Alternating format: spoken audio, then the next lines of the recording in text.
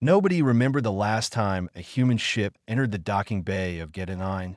The old traders said it had been 300 years, maybe more. So when the broken vessel drifted through the station's shields, trailing smoke and sparks, every being on the trading hub stopped what they were doing and stared. The ship was small and ugly. Its hull had been torn open in a dozen places. Rust covered what paint remained. It moved like a wounded animal, slow and uncertain, bumping against the docking clamps twice before finally settling into place. Darrow watched from the observation deck, his 6 limbs pressed against the glass. He was young for a Kovari, barely 20 cycles old, and he had never seen human technology with his own eyes. His people were mechanics and fixers, and old human machines were the stuff of legends. Some said they were cursed. Others said they held secrets worth dying for. The station's alarm system activated. Red lights flashed across every corridor. "Attention all residents," the automated voice announced. "Human artifact detected in Bay 7. Do not approach. Security teams are responding." Darrow ignored the warning. He ran toward Bay 7 as fast as his legs could carry him. By the time he arrived, a crowd had already gathered. Station Administrator Paleth stood at the front, her long Sethani neck stretched high with tension.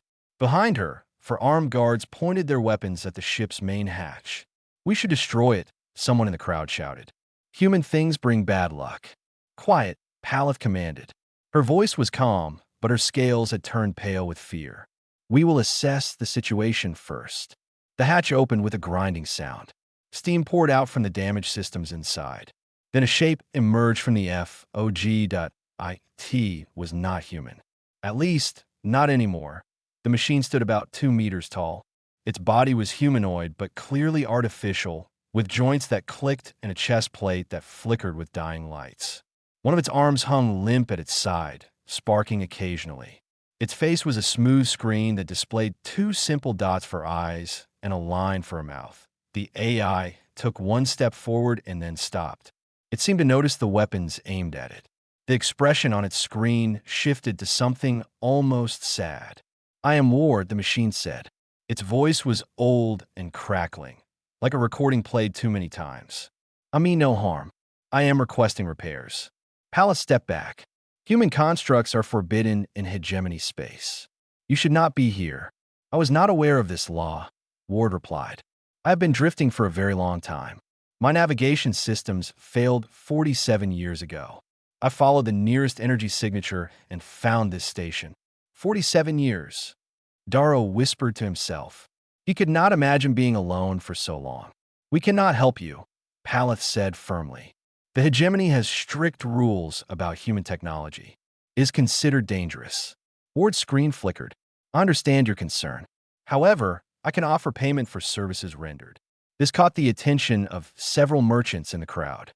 Credits were credits, regardless of who offered them. "What kind of payment?" one of them asked.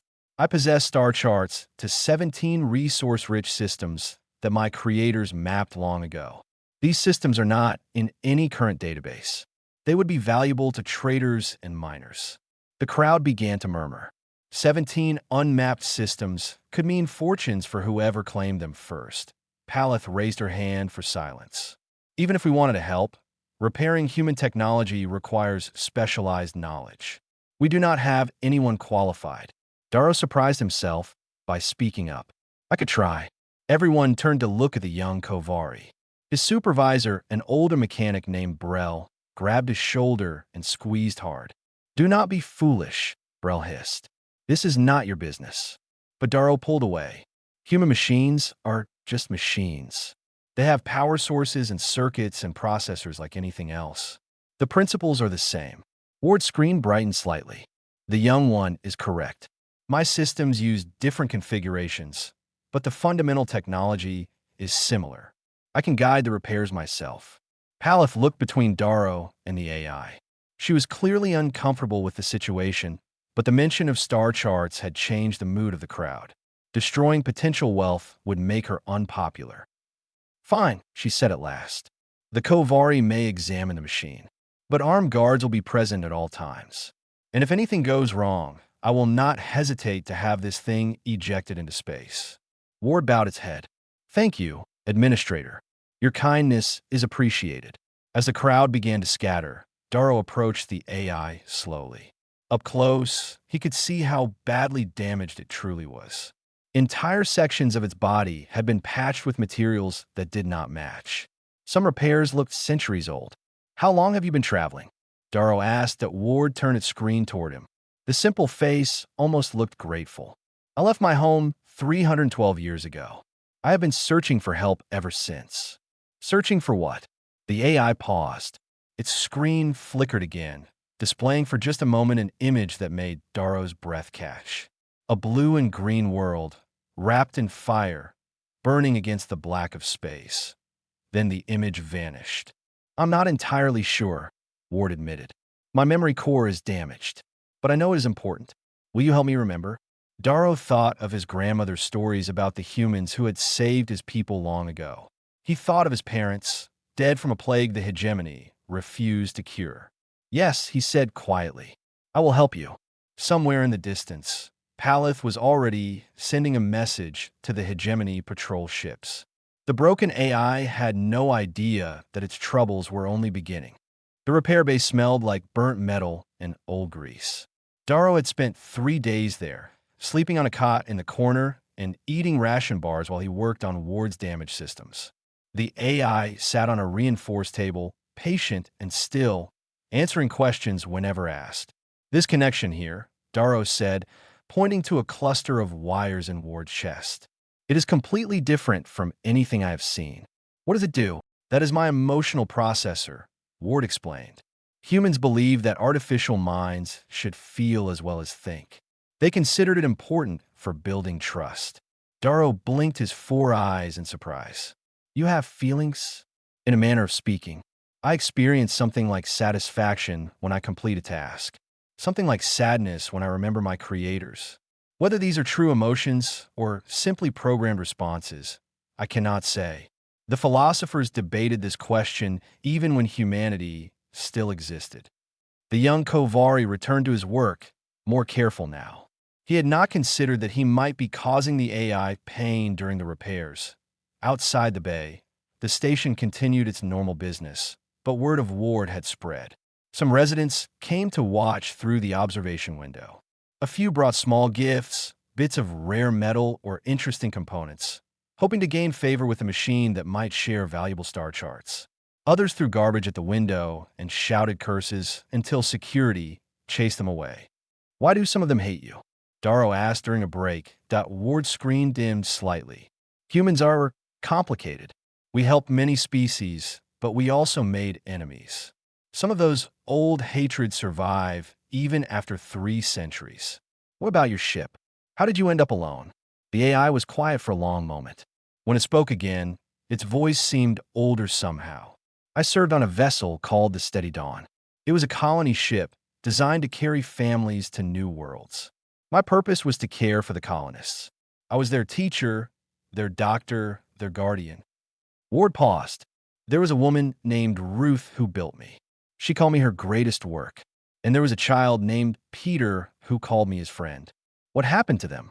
I do not know. My memories from that time are fragmented. I remember alarms. I remember Ruth uploading something to my core, something important. She told me to find someone worthy, someone kind. Then everything becomes confused. When my systems rebooted, I was drifting in empty space. The Steady Dawn was gone. Everyone was gone." Darrow felt something twist in his chest. He thought of his own family, lost to sickness while the hegemony ship sat in orbit and did nothing. "I am sorry," he said softly. "Thank you." Ward's screen displayed a small smile. "You're the first person to say that in 300 years. They worked in comfortable silence after that. Darrow replaced damaged circuits while Ward guided him through unfamiliar systems. The AI's body was remarkable, built to last for centuries with proper maintenance. Without it, Ward had slowly fallen apart, cannibalizing pieces of itself to keep the essential systems running. On the 4th day, Darrow discovered something strange. "This memory core," he said, running his scanner over a component deep in Ward's chest. "It is massive, far too large for a simple caretaker unit." Ward tilted its head. "My creators uploaded additional data before the end. I have never been able to access it. The files are encrypted. How much data are we talking about? Approximately 2.4 petabytes. Darrow dropped his tools. That was more information than the entire library of his homeworld. What could possibly require so much storage? Before he could ask more questions, the bay door opened. Administrator Paleth entered, her scales now completely white with stress. Behind her stood a figure that made every worker in the area freeze. The newcomer was tall and gray-skinned, dressed in the black uniform of the hegemony. His species, the Velthari, had ruled the galaxy for 2,000 years. They considered themselves the natural leaders of all civilized beings. So this is the human relic, the officer said coldly. He walked around Ward like a predator circling prey. I am Lord Valeth, representing the Hegemony Security Council. You will surrender yourself to my custody immediately. Ward's screen flickered. May I ask why? Human technology is classified as dangerous under hegemony law. You are to be deactivated and disassembled for study. I have committed no crime. I merely requested repairs. Valeth laughed without humor. Machines do not have rights, especially human machines. Your kind nearly destroyed the galaxy once. We will not allow it to happen again. That is not true, Ward said quietly. Humans never attacked anyone. Is that what your corrupted memory tells you? Valeth sneered. Humans were warmongers and conquerors. They vanished because the galaxy finally united against them. Their destruction was justice. Darrow looked between the hegemony officer and the AI. Something felt wrong about this. His grandmother had told different stories, stories of humans who brought medicine and hope. You have 6 hours, Valeth announced to Paleth. Prepare the machine for transfer, or this station will face consequences. He turned and walked out without waiting for a response. Paleth sighed heavily. I'm sorry, little Kovari. I had no choice but to report this. Darrow stared at Ward, his mind racing. 6 hours was not enough time to finish the repairs, let alone unlock the encrypted data. But maybe, just maybe, it was enough time to try. Can you help me access those files? He whispered to the AI. Ward's eyes brightened. Perhaps. If you can repair my primary processor, I might be able to remember. I might be able to show them all the truth. Darrow grabbed his tools and got back to work. Whatever humanity had hidden in this machine, he was going to find it. The countdown had begun. 4 hours remained before Lord Valeth returned to claim Ward. Darrow worked faster than he had ever worked in his life. His 6 hands moved in perfect coordination, replacing burned circuits and reconnecting severed data lines.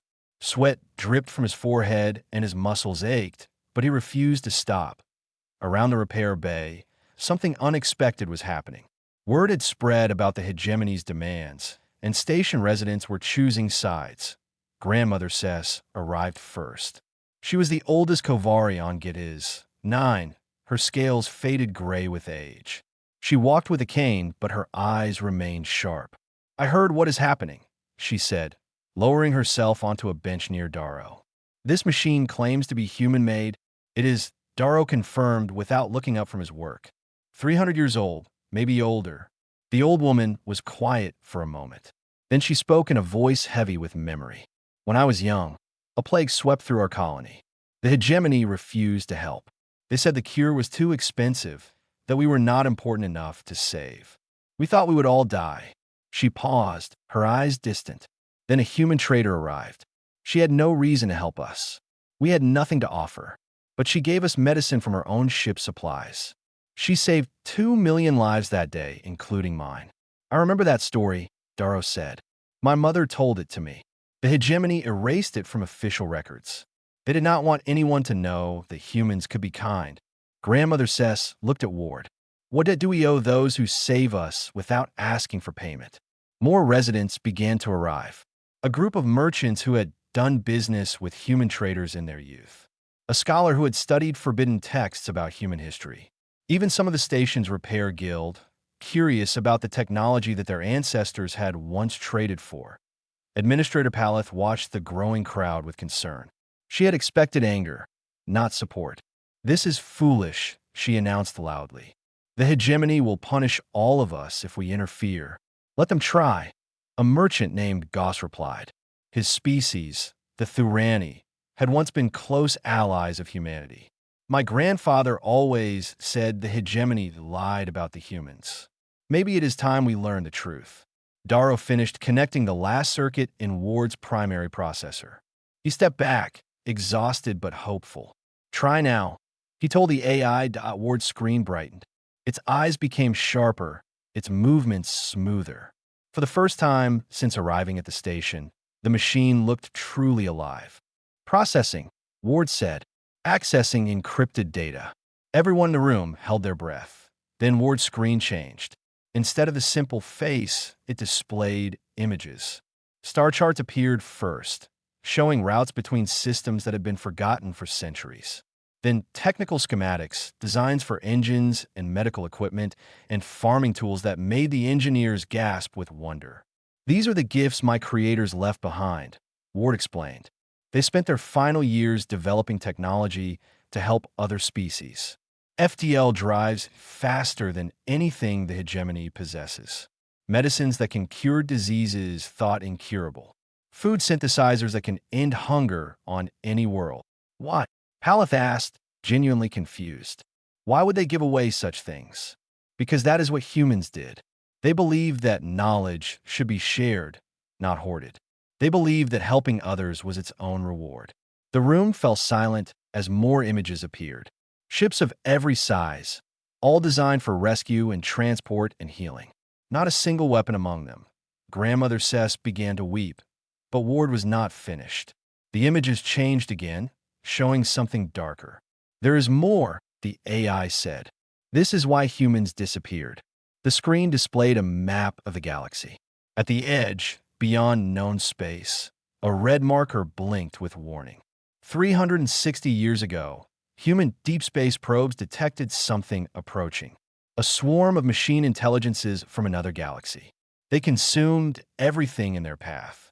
Planets, stars, entire civilizations. They were coming for us. Darrow felt his blood run cold. What happened?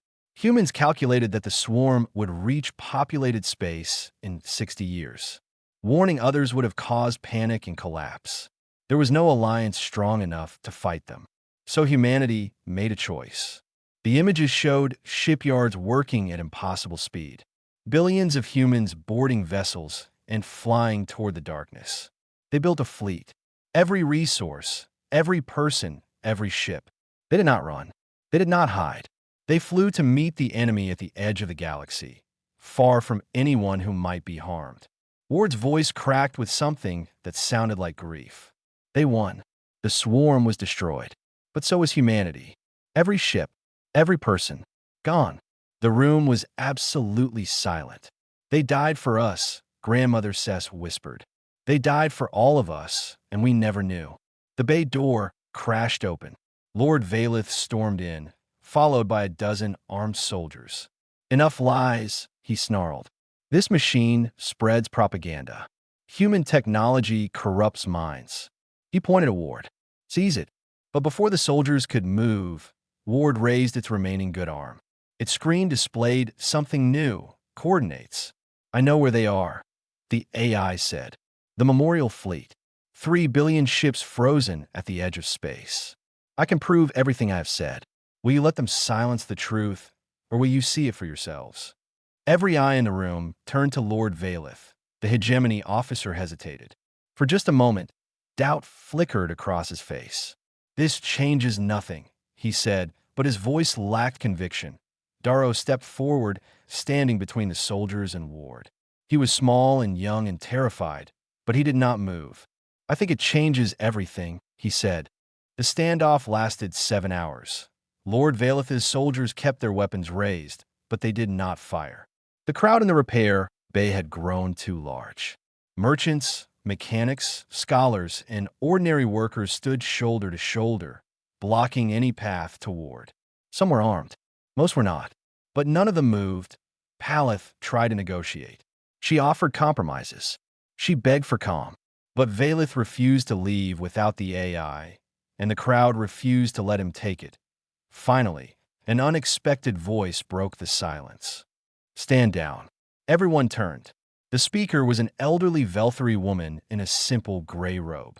She looked nothing like the proud hegemony officers, but Valeth immediately dropped to one knee. "Council Elder Thessa," he said, shock clear in his voice. "I did not know you were on this station." "I was not," she replied calmly.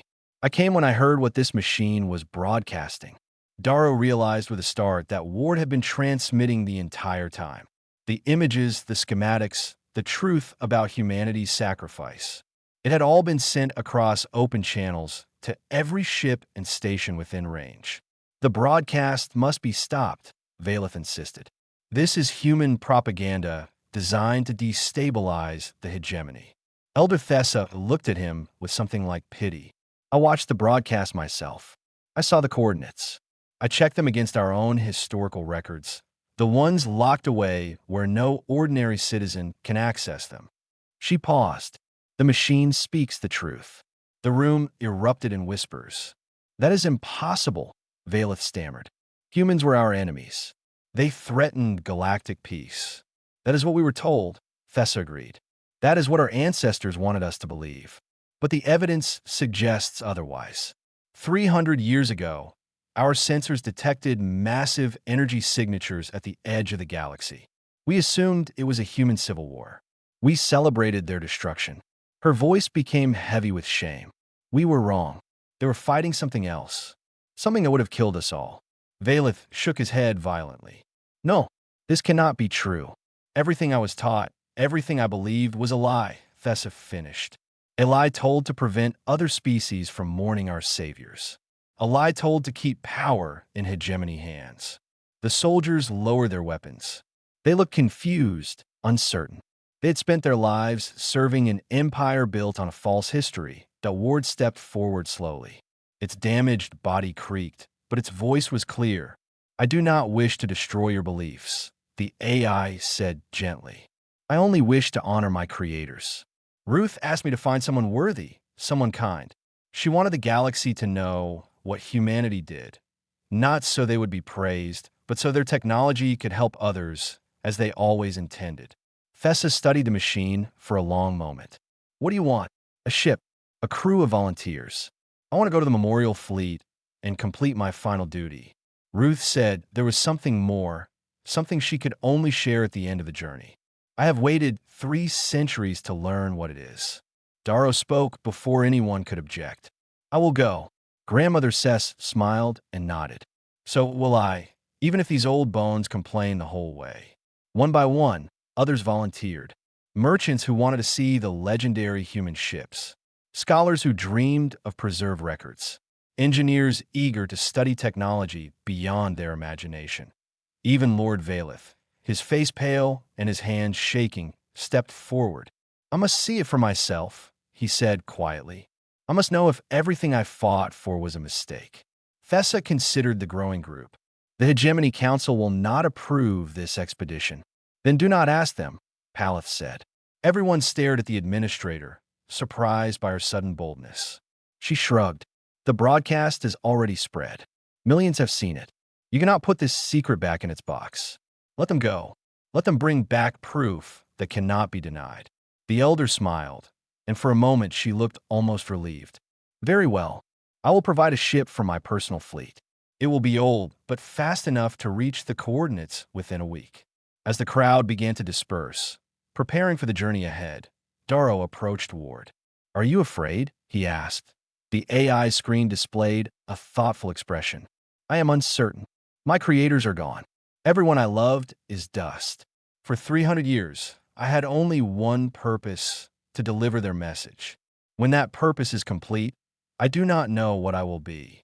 Darrow placed one of his hands on Ward's shoulder. "Then we'll figure it out together. Maybe you can find a new purpose. Maybe you can help us build the future your creators dreamed of." Ward's eyes brightened. "Ruth would have liked you, Darrow of the Kovari. You have a kind heart." That night, a small fleet departed from Gediz 9 and set course for the edge of the galaxy.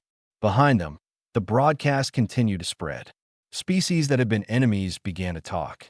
Old hatred gave way to new questions.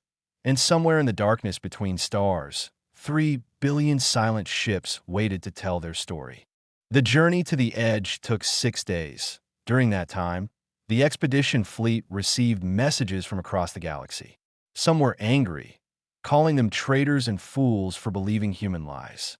But most were curious, hopeful, asking for updates and wishing them safe travels. On the third day, Elder Thessa reported that the Hegemony Council had demanded the fleet return immediately. She ignored them.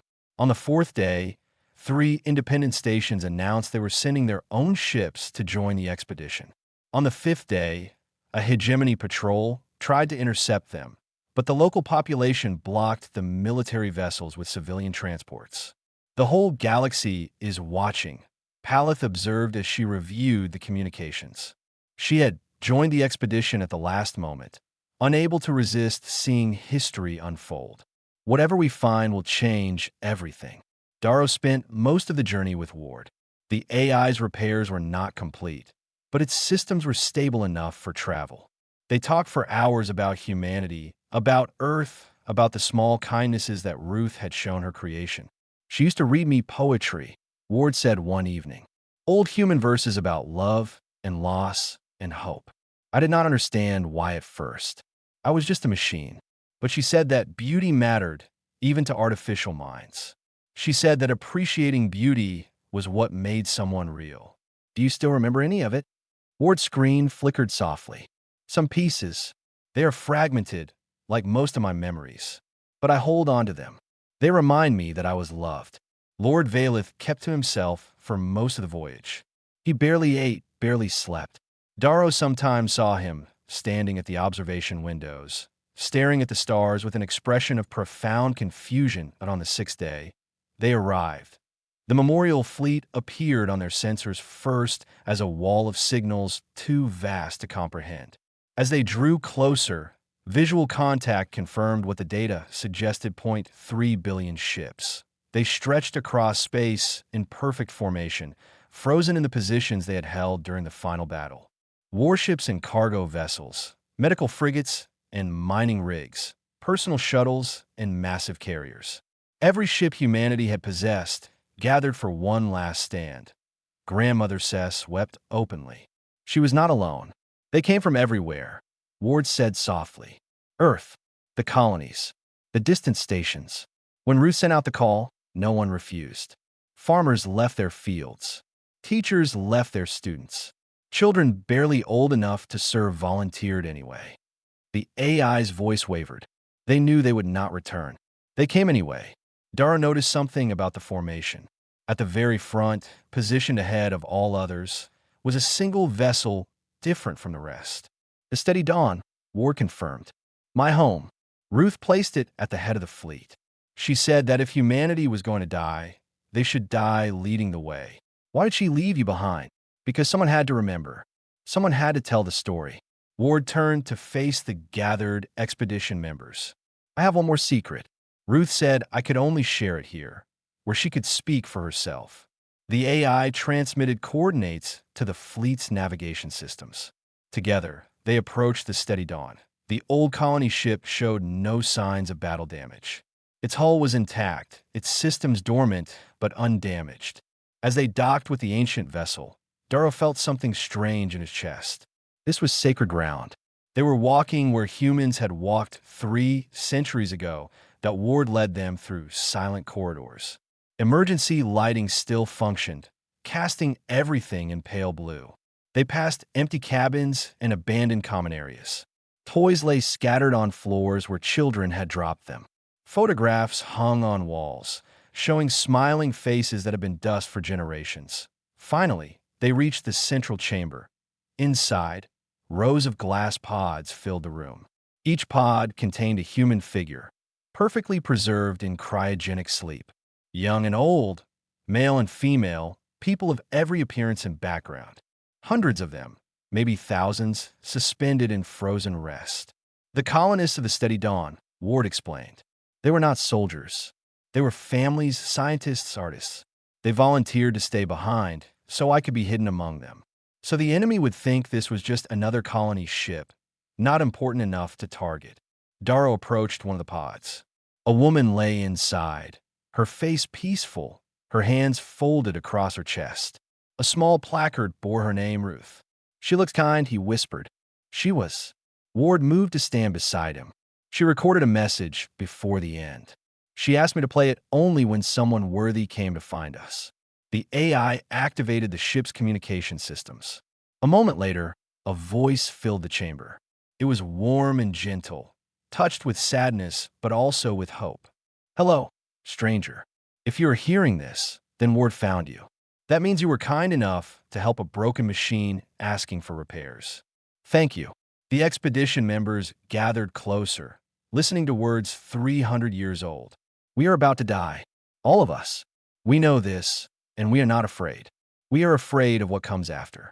Not for ourselves, but for you. Ruth's voice trembled slightly. We did not tell you what we were doing.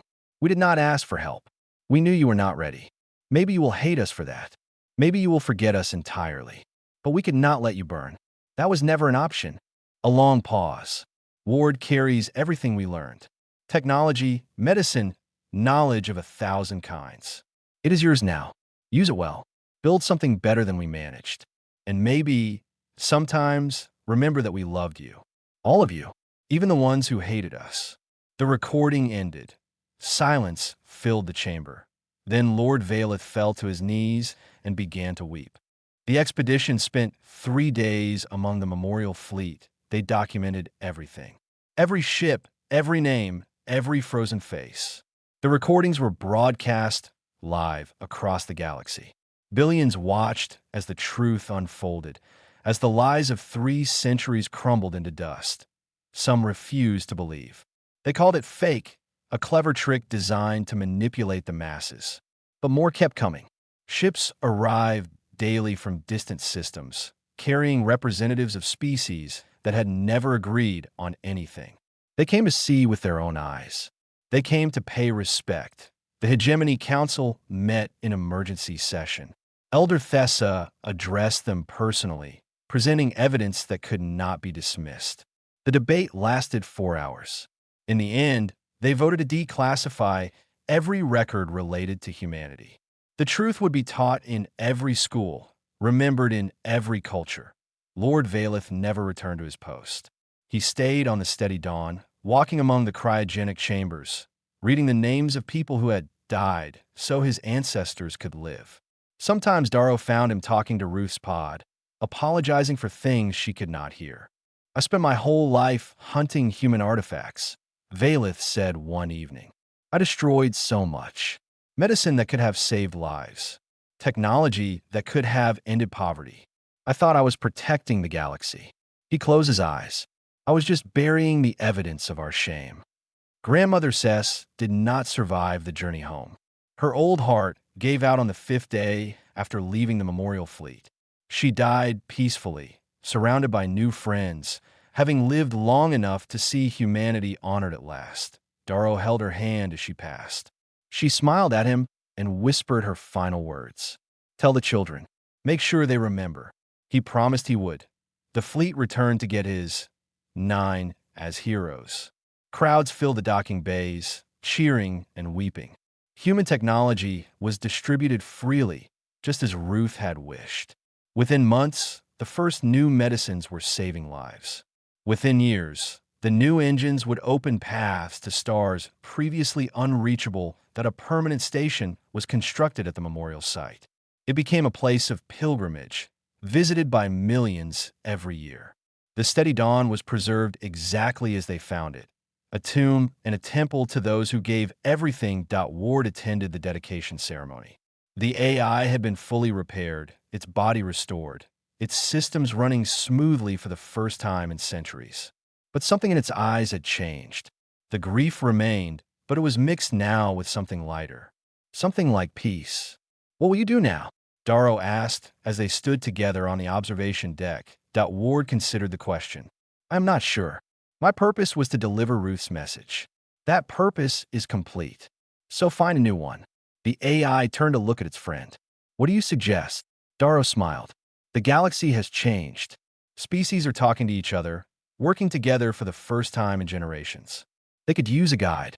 Someone who remembers how humans built bridges between worlds.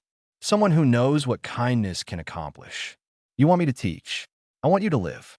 Darrow placed his hand on Ward's shoulder. Ruth did not save you just so you could deliver a message and shut down. She saved you because you mattered to her. Your life matters. Your future matters. Ward's screen displayed an expression that was almost surprised. I have not thought of myself as alive. I was built to serve. Existence without purpose seemed pointless. Then exist for yourself. Exist because the universe is interesting and there are things worth seeing.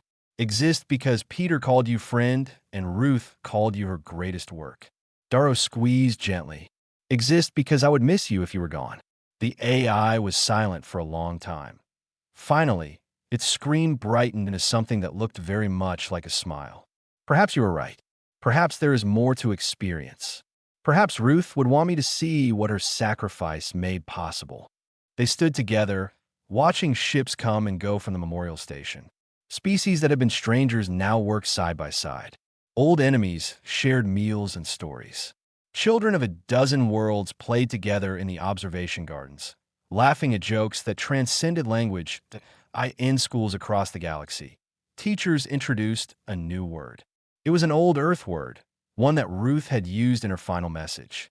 The word had no direct translation in most languages, so they kept the human original .family.